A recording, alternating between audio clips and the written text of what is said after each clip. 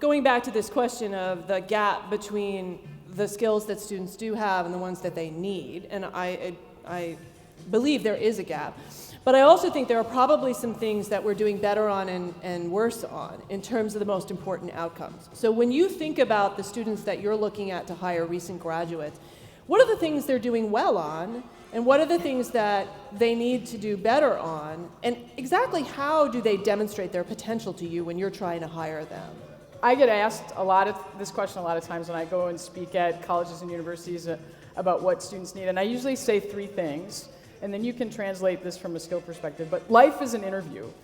If you're talented and motivated, then you should approach it as if somebody's watching you all the time and considering whether they should give you a chance. And how do you increase your odds of them wanting to do that?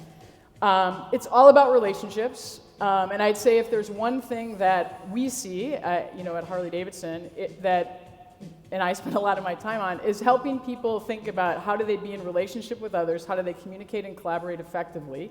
You can be incredibly technically savvy and have lots of skills that can be applied to a job, but at the end of the day, it's about working together to make something happen. And I think we need to think about, working on a project in a classroom is one way, but it's not the same environment as going out and doing it in the real world, and they need more of that. And then I think the third thing I tell students is raise your hand. And so how do you, get as many diverse experiences that you can, because all of those things are going to set you up for the chaos and complexity that you're going to see in organizational life.